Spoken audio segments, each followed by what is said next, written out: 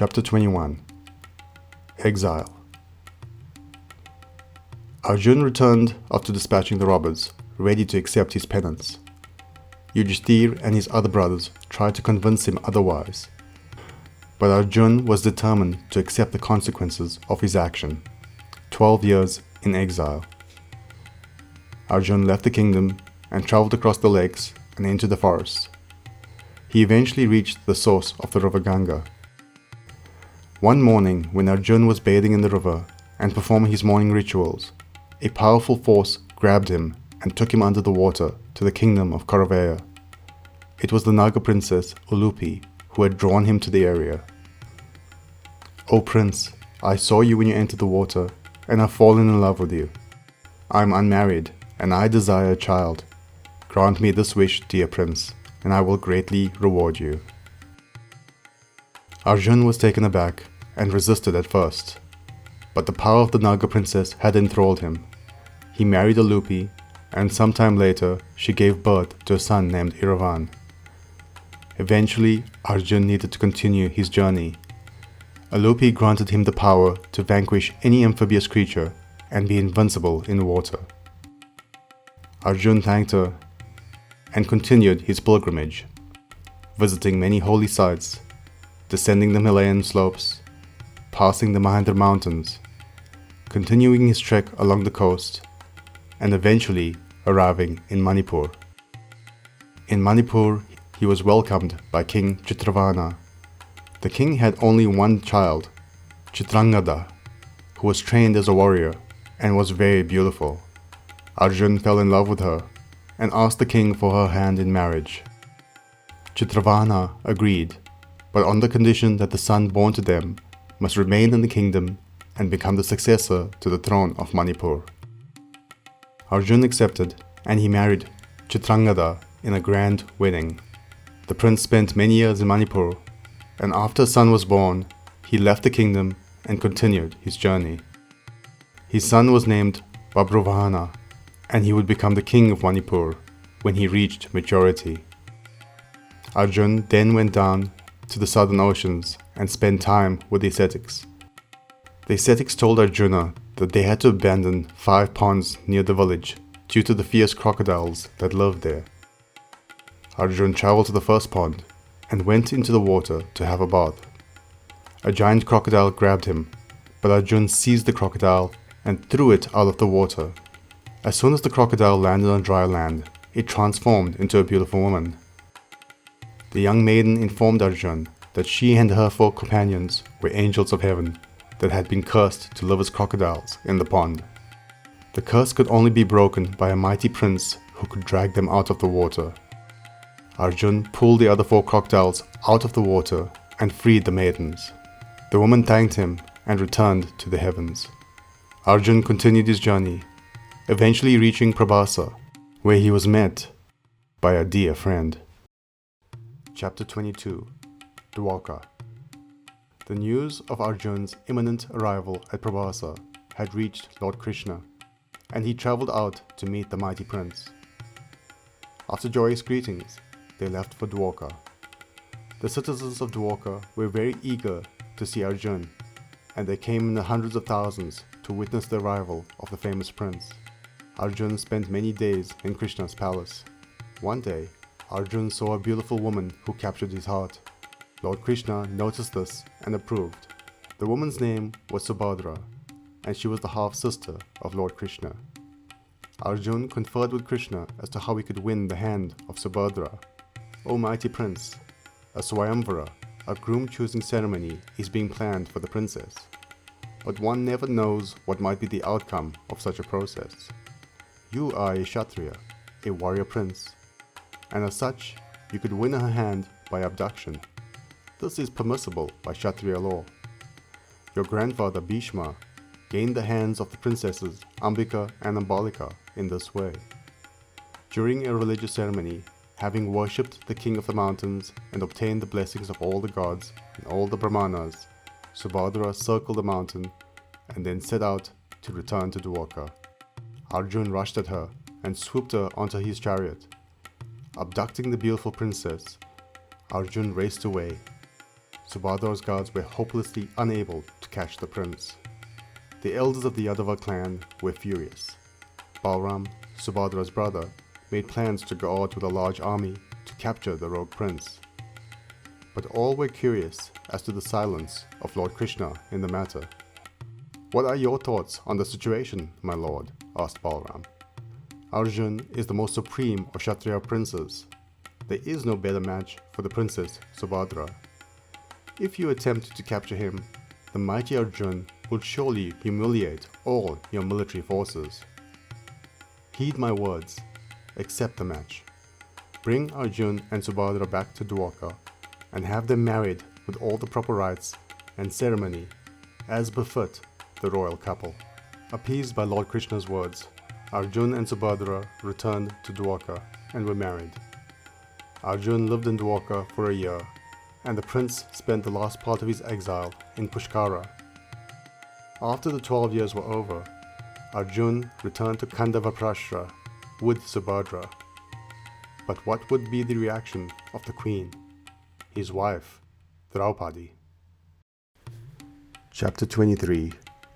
Return to Indraprastha. When Arjun returned to Indraprastha with Subhadra as his new wife, Draupadi was not pleased. Although Draupadi loved all her husbands, Arjun held an especially dear place in her heart. Subhadra approached Draupadi with humility. She apologized for Arjuna's indiscretions and promised to do everything she could to make amends. Draupadi was mollified and eventually forgave Arjun and Subhadra. She accepted them both, and she became close friends with Subhadra. Subhadra eventually gave birth to a son named Abhimanyu. He was the favorite of his uncle Krishna and quickly became a skilled warrior, undergoing training with each of the Pandava brothers.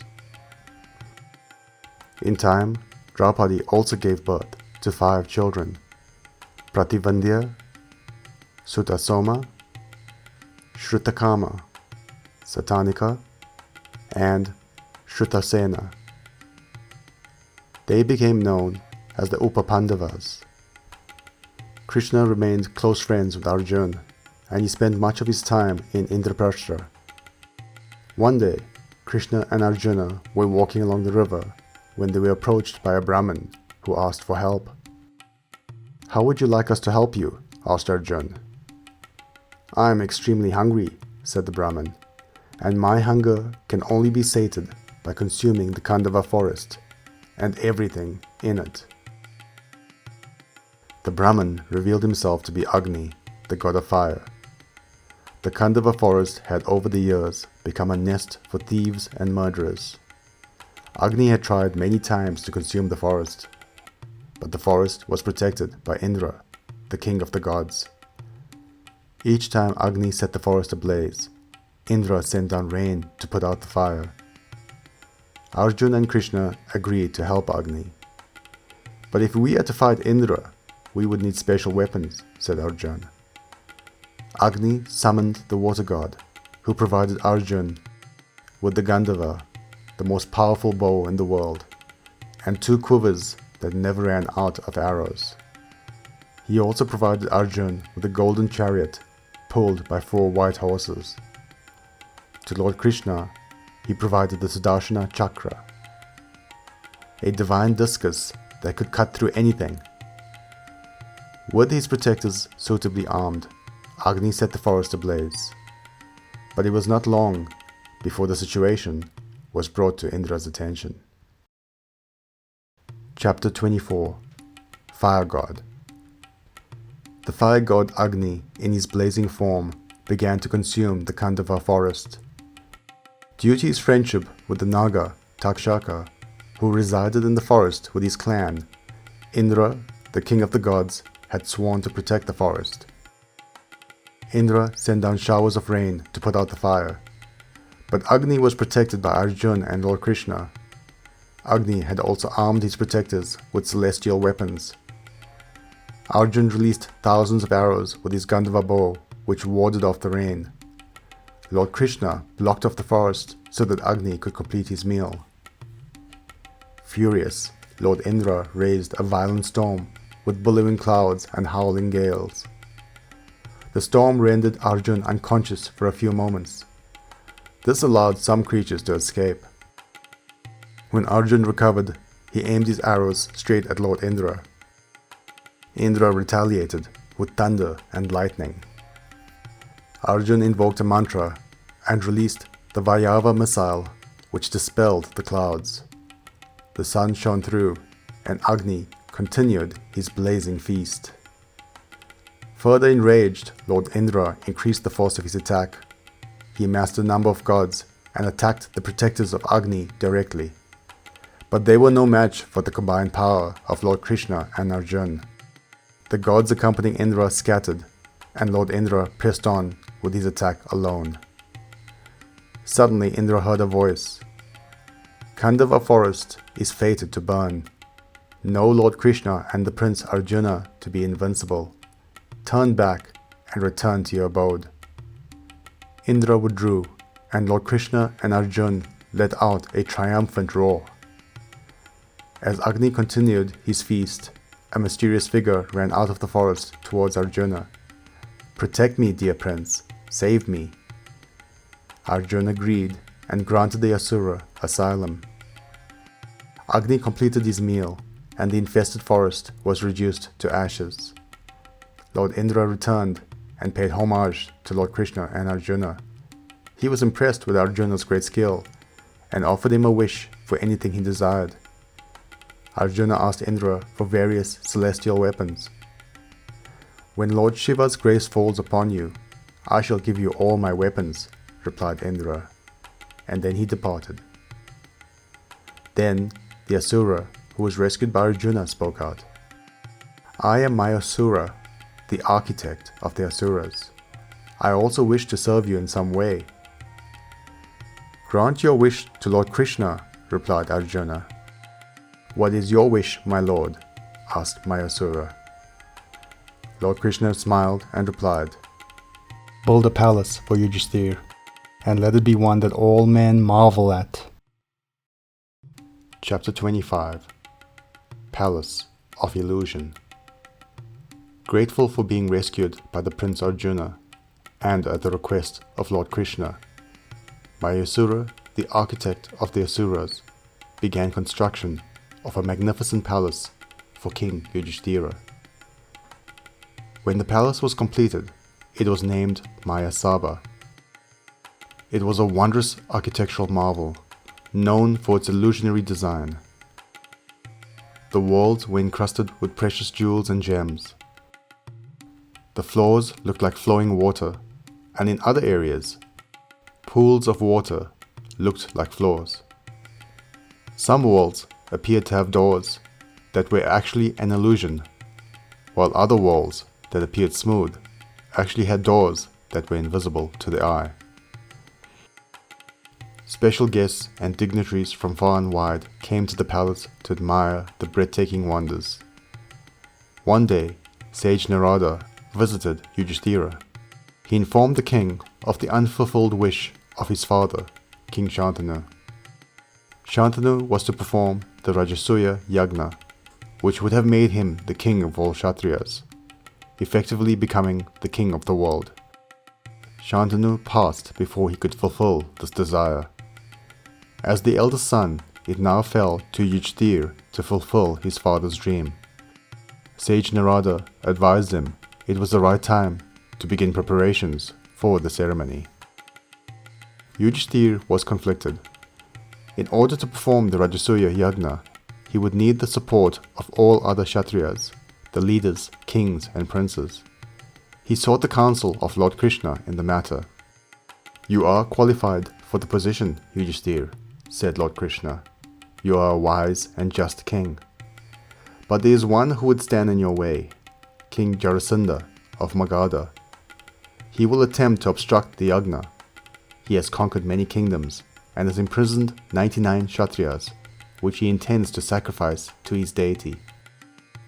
Many of the other Kshatriyas support him out of fear. What do you propose we do in this situation, my lord? inquired Yudhishthir. Jarasandha will have to be defeated, and the imprisoned kings freed. Arjuna, Bhim, and I will travel to Magadha. We shall challenge Jarasandha to a duel with one of us. Jarasandha's great ego will force him to choose Bhim, and Bhim will surely defeat him in combat. Yudhishthir reluctantly agreed, and the trio set off for Magadha. Upon arrival in the kingdom, they were immediately brought to the attention of Jarasandha. "What is the meaning of this? Why are you here?" demanded Jarasandha. Lord Krishna informed Jarasandha of Yudhishthir's intention to perform the Rajasuya Yagna. "You are all that stands in his way. Your imprisonment of the kings goes against all dharma, and as such, you must be defeated. We challenge you to combat, and you may choose any of the three of us as your match." Jarasandha was a magnificent wrestler, and as Lord Krishna predicted, his great ego made him choose Bhim. The challenge began, and raged on for 13 days. Many times, Bhim whirled Jarasandha above his head and slammed him to the ground, but Jarasandha always recovered and continued the match. Eventually Bhim grabbed the feet of Jarasandha and tore him in two. But even this did not end the battle, as Jarasandha had a secret. Chapter 26 King of Kings. When King Jarasandha was born, in an unusual twist of fate, he was born in two halves. A demoness used dark magic to stitch the two halves together, and as a result, Jarasandha was near invincible in battle. During their match, Bhim had torn Jarasandha along that seam. Thinking their contest over, Bhim walked away, but a maniacal laugh made him look back. The dark magic that joined Jarasandha's two halves together was still in effect, and he recovered from Bhim's attack, ready to do battle once more. Bhim was at his wit's end. He looked to Lord Krishna for guidance. Lord Krishna plucked a leaf from a nearby tree, tore it in half, and tossed the pieces in opposite directions from each other. Bhim understood. He tore Jarasandha apart once more, but this time he tossed the right half to the left and the left half to the right. This destroyed the dark magic that kept him alive, and Jarasandha was finally defeated. Taking control of Magadha, Lord Krishna, Arjuna and Bhim freed the kings that Jarasandha had imprisoned. They were grateful for their freedom and pledged their support to Yudhishthir in his bid to become the world king. Lord Krishna appointed Jarasandha's son Sahadeva as the new king of Magadha. Unlike his father, Sahadeva was a wise and righteous young man and would make a just king for Magadha. Likewise, he also pledged his support to Yudhishthir. With all the pieces now in place, Yudhishthir proceeded with the Rajasuya Yagna. Hundreds of kings arrived in Indraprastha for the ceremony, including King Dhritarashtra, his son Duryodhana, grandfather Bhishma, Guru Drona, and the rest of the Kauravas. The ceremony ran over many days. Brahmins performed careful and precise rituals. During the Rajasuya Yagna, kings and representatives from different regions were invited to participate. They would pay homage to Yudhishthir, acknowledge his supremacy, and offer gifts as a symbol of their acceptance of him as the world king. The ceremony was not without incident. King Shishupala was a cousin of the Pandavas and Lord Krishna. He had received a curse from a sage named Durvasa in his early years. According to the curse, Shishupala would meet his end when he committed 100 heinous acts. Due to his envy and animosity towards Lord Krishna, Shishupala consistently insulted and abused Lord Krishna during the Rajasuya Yagna. When he crossed the threshold of 100 offences, Lord Krishna unleashed the Sudarshana Chakra, the divine discus, and beheaded him, fulfilling the curse and putting an end to Shishupala's transgressions. After several days of festivities and rituals, the Rajasuya Yagna came to an end with final ceremonies and blessings. The participating kings and rulers departed from the yagna, having acknowledged Yudhishthir's supremacy.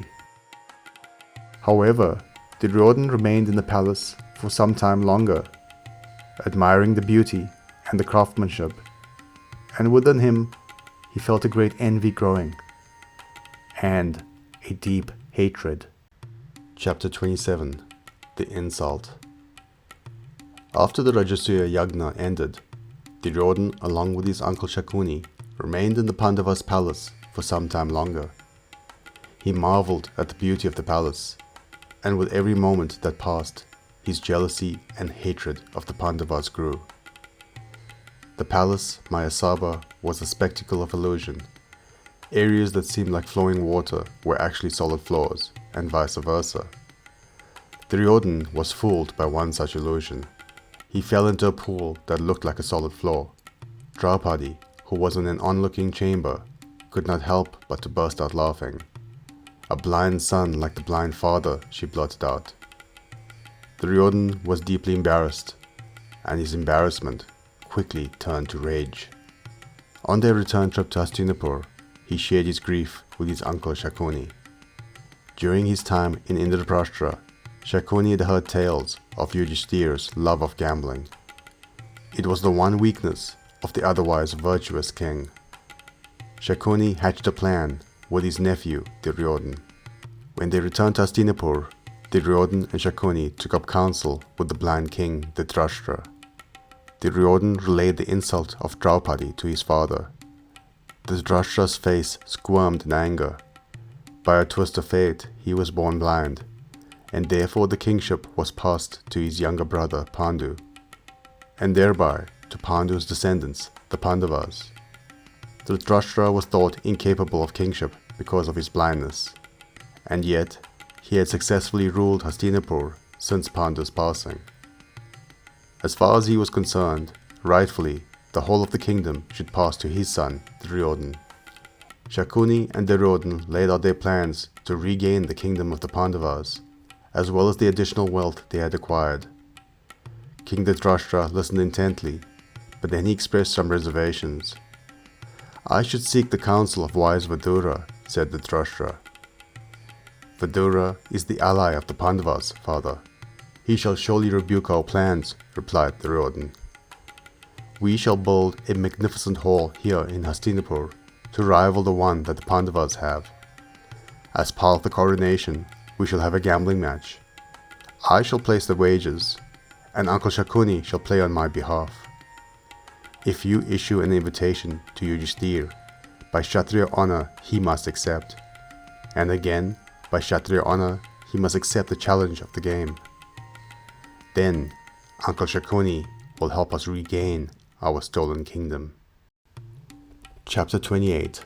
A Game of Dice. Prime Minister Vidura, despite his protests, was forced to carry an invitation to King Yudhishthir. Vidura had tried to dissuade King Dhritarashtra against the gambling match proposed, but the blind king was easily swayed by the ambitions of his headstrong son. Yudhishthir suspected the ill intentions of his uncle and cousin when he received the invitation to the Hastinapur hall coronation, along with the proposed gambling match. He discussed the matter with Draupadi and his brothers, but by Kshatriya honor, he was bound to accept the invitation. Deep down, however, there was another reason. Yudhishthir had over the years developed a love of gambling. There was a thrill that took his mind off the usual stresses and responsibility of kingship. He fancied himself a skilled player and thought that he would have a good chance of winning. Yudhishthir accepted the invitation, and he, along with Draupadi and the rest of the Pandavas, set off for Hastinapur. The new hall created by the Kuru dynasty was nowhere near as magnificent as the one owned by the Pandavas. The craftsmen had lied to the blind king when they described the finishes and materials used in the construction. When the coronation was completed, the gambling match began as part of the evening's entertainment. Duryodhana set out the rules. He would stake the wager, and his uncle Shakuni would play on his behalf. In attendance and observing the game were the elders, King Dhritarashtra, Grandfather Bhishma, Prime Minister Vidura, as well as the Pandava brothers. Also in attendance was the rest of the Kaurava brothers, and Karna, Duryodhana's dear friend. Draupadi retired to her chambers. Yudhishthir, as the guest king and the elder of the Pandavas, would play the game himself as he preferred. The game of dice began, and Duryodhana began the wager with 1,000 horses. Yudhishthir rolled the dice, and Shakuni rolled the dice, and all in attendance eagerly awaited the outcome. "I win," shouted Shakuni. Unknown to Yudhishthir, Shakuni was using a mantra-loaded dice, which meant that he would never lose.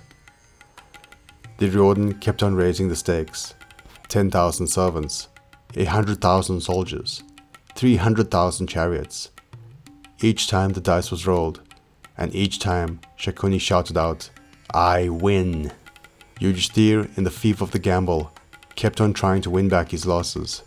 He kept the glimmer of hope that he could turn the tide, that his luck would change. The Kauravas rejoiced and cheered with every win. The Pandava brothers remained in silence.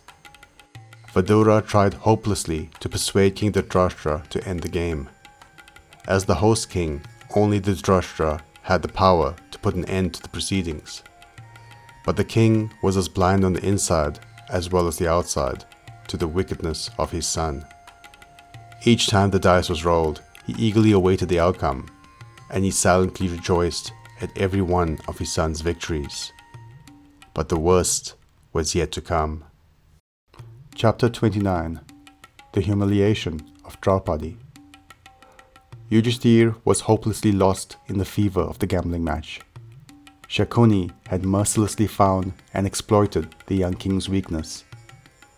Duryodhana viciously capitalized on their good fortune. Within a few rounds of the game, Yudhishthir had lost his kingdom and all of his wealth to the Kauravas. But this was not enough for Duryodhana. His hatred of the Pandavas consumed him. "You lost all of your fortune, Yudhishthir, but you still have an opportunity to win back your kingdom and home. Stake your brothers, and you will be able to play another round." Yudhishthir was a shadow of the noble king he once was. "I agree. I wager my brothers."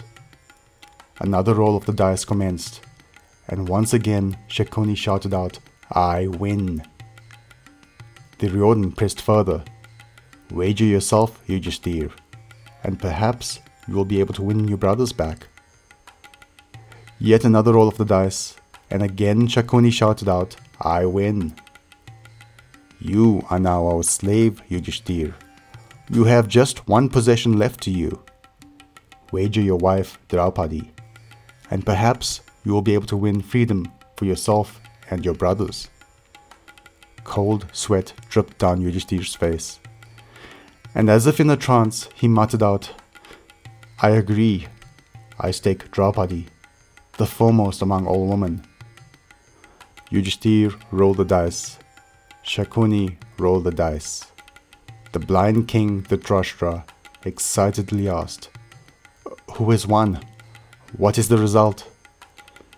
Duryodhana let out a triumphant roar, and the Kaurava kin jumped to their feet in giddy excitement.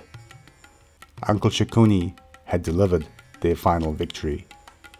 "Vidura, bring Draupadi down to the court. She is now our maid," shouted out Duryodhana. Vidura had witnessed the evening's proceedings with disgust.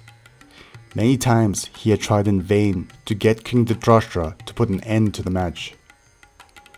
"It seems my counsel is no longer required in this court, Duryodhana. I resign my position. I will have no further involvement in this sinful behavior." Duryodhana was drunk with victory, and Vidura's defiance barely registered. "Brother Dusashan, you go to Draupadi's chambers and bring her here to us." Dusashan gladly agreed and bounded off to Draupadi's chambers. Draupadi was settling in for the night when Dusashan burst into her chambers. "What is the meaning of this?" she frightfully exclaimed. "Your husband has lost his kingdom, his brothers, himself, and you in the gambling match. Your presence is commanded in court, dear queen. You are now our slave. Dusashan mockingly replied. Draupadi was shocked and confused, and confusion then turned to anger. What sinful behavior? Tell me, did Yudhishthir have the right to gamble me in a match? Did he lose himself before he wagered me? Dusashan was in no mood for questions. He grabbed Draupadi by the hair and dragged her down to the court. The Kauravas were in full celebration. Karna now had the opportunity for revenge against Draupadi. She is our slave. Strip her naked. Dusashan gleefully obliged as he pulled on Draupadi's garment. Chapter 30. Divine Intervention. Draupadi found herself in the middle of a living nightmare. Yudhishthir, in a gambling fever, had lost his kingdom, his wealth, his brothers, himself, and his wife. Dusashan had dragged Draupadi down to the court by her hair. What is the meaning of this? Have you no shame? Will the elders of the court not defend me? Grandfather Bhishma was honor bound to follow and defend the throne of Hastinapur. He could do nothing. The blind king Dhritarashtra was slave to the whims of his ambitious son. Draupadi's husbands had been lost to the Kauravas in the game of dice. They were now the slaves of the Kauravas, according to dharmic rule. Karna had long held a grudge against Draupadi, since he was rebuked by her in the Swayamvara. She is no longer royalty. Strip her naked, and she can join the servants in their quarters. Duryodhan happily agreed and tapped his thigh in a lustful manner as he leered at Draupadi. Dusashan pulled at Draupadi's garment, unraveling it from her body. Draupadi prayed, and Lord Krishna's grace filled the room. As much as Dusashan pulled, there seemed no end to the fabric unraveling from Draupadi. He eventually collapsed in exhaustion. Bhim, who was bound by dharmic law to accept the actions of his older brother and the Kaurava elders, seemed to awake from slumber.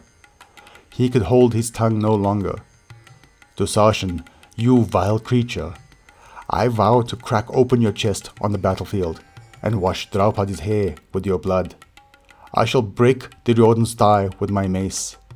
Arjuna, the greatest among all archers, shall slay Karna, and Sahadev shall end the wickedness of sly Shakuni.